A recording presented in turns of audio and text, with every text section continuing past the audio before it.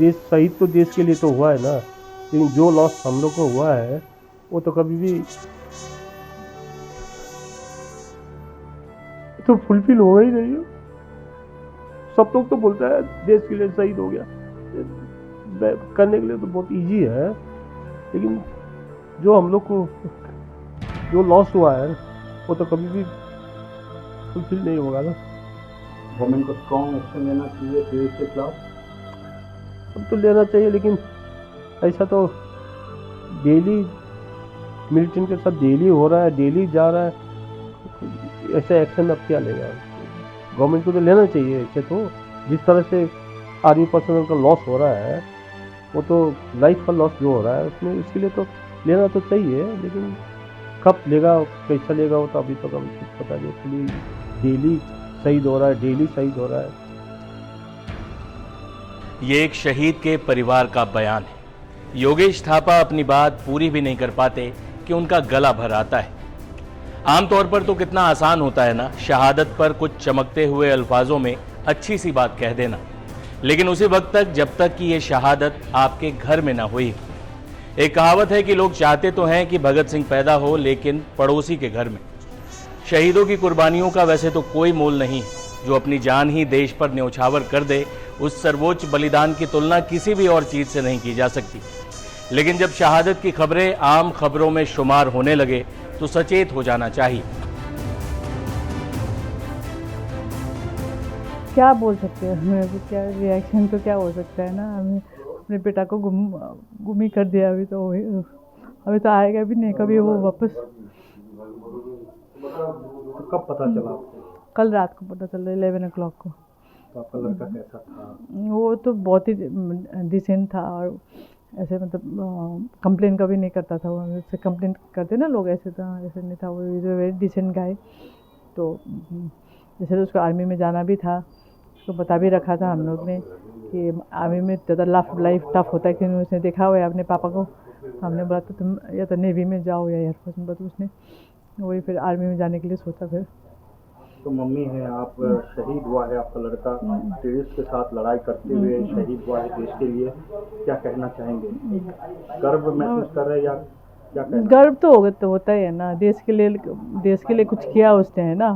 तो देश के लिए तो कुछ किया हुआ, तो गर्व तो होता ही है। ये है कि उसके अलावा फिर उसको हमने अभी वो हमसे दूर गए ना काफ़ी, उसके लिए भी हो सकता है। सख्त कार्रवाई करना चाहिए टेररिस्ट के खिलाफ। वो तो करना तो चाहिए, अभी वो तो करेंगे, गवर्नमेंट करेंगे भी। अभी ऐसा तो नहीं है कि गवर्नमेंट ऐसे बैठेंगे, वो लोग करेंगे। ऐसे भी कल से ज़्यादा डिप्लॉय हो रखा है वहाँ पे, तो अभी तो करेंगे। बट वही है कि अनफॉर्चुनेटली हमारा उसके साथ हुआ, तो फिर वो। जम्मू कश्मीर के डोडा में आतंकियों से हुई मुठभेड़ में सेना के 4 जवान और जम्मू कश्मीर पुलिस का एक पुलिसकर्मी शहीद हो चुका है। जम्मू कश्मीर से आए दिन सेना के जवानों की शहादत की दर्दनाक खबरें आ रही। कहीं हमें शहादत की आदत तो नहीं हो रही। पिछले 1 महीने में 12 जवान शहीद हो चुके हैं। जम्मू कश्मीर में आतंकियों ने पैटर्न भी बदला है। अब कश्मीर के मुकाबले जम्मू में अधिक आतंकी घटनाएं देखने को मिल रही। प्रधानमंत्री नरेंद्र मोदी को तीसरी बार प्रधानमंत्री बने अभी महज 38 दिन हुए हैं, लेकिन इस 38 दिनों में जम्मू कश्मीर में जो हुआ है वो डराने वाला है। पीएम मोदी के कार्यकाल के 38 दिनों में जम्मू कश्मीर में कुल 9 आतंकी हमले हुए हैं। इनमें 12 जवान शहीद हो गए, जबकि 13 घायल हुए। इन्हीं 38 दिनों में 10 आम नागरिकों की भी मौत हुई है और 50 से ज़्यादा नागरिक घायल हुए हैं। वहीं अगर सिर्फ भारतीय सेना की बात करें तो जम्मू क्षेत्र में पिछले 32 महीनों में सेना के 48 जवान शहीद हो चुके हैं। इसके अलावा 23 आम नागरिकों को भी आतंकी घटनाओं में अपनी जान से हाथ धोना पड़ा है।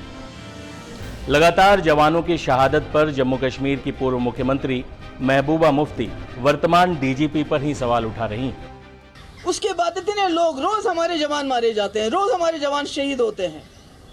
छोटे छोटे बच्चे छोड़ के, किसी की शादी अभी हुई होती है 6 महीने पर कोई पूछताछ ही नहीं है, कोई बात ही नहीं है। को ये समझना चाहिए यहाँ जो एलजी साहब हैं कि यहाँ पर जो पूरे मुल्क से जवान आते हैं अपनी ड्यूटी करने के लिए, वो यहाँ से ताबूत में वापस चले जाते हैं। और इसका रिस्पॉन्सिबल कौन है? अगर आप कहते हैं मिलिटेंसी खत्म हुई है, तो जम्मू ये क्या हो रहा है? ये जम्मू में इतने लोग क्यों मारे जाते हैं?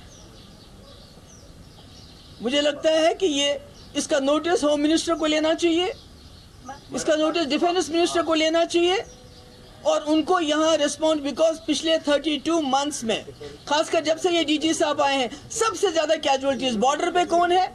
बॉर्डर पे क्या हमारे जर्नलिस्ट हैं, हमारा कोई कश्मीरी है, कोई मुसलमान है, कोई बिजनेसमैन है जो बॉर्डर्स को गार्ड हुआ? आप ही लोग गार्ड करते हो। और जब मिलिटेंट आया तो उसको रोकना किसकी जिम्मेवारी है? वो रीजनल पार्टीज की है क्या? वो उमर अब्दुल्ला की है क्या? महबूबा मुफ्ती क्या है जिसको आप अभी भी ब्लेम करते हो?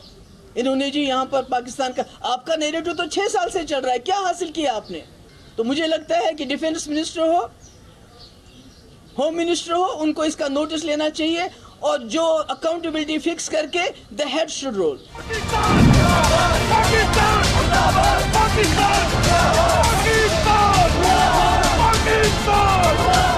आम लोगों ने भी पाकिस्तान मुर्दाबाद के पोस्टर लेकर जम्मू में विरोध प्रदर्शन किया, लेकिन जिन घरों में तिरंगे से लिपटी ताबूतों में उनके बच्चे पहुंचेंगे, उन्हें हम क्या जवाब दे पाएंगे? जवानों की शहादत का आंकड़ा युद्ध काल जैसी परिस्थितियों की ओर इशारा करता है। ऐसे में कई सवाल हैं जिनके जवाब देश भी जानना चाहता है और शहीदों के परिवार वाले भी।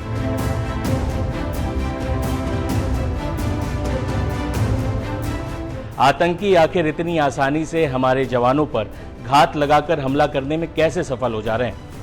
पाकिस्तान प्रायोजित आतंकवाद पर क्या सिर्फ उनसे बात न करना समाधान हो सकता है या सरकार कुछ और निर्णायक कार्रवाई करेगी? आतंकियों को लोकल सपोर्ट, हथियार और ठिकाना कौन मुहैया करा रहा है? आतंकियों को जमीन दोज करने के लिए क्या हमारी सेना के पास खुली छूट है?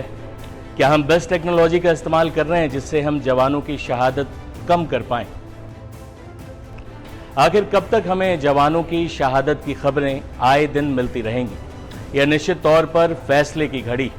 एक संप्रभु और शक्तिशाली राष्ट्र को ऐसे हमलों के बाद निर्णय करने होते हैं, कठोर और निर्णायक कार्रवाई के निर्णय।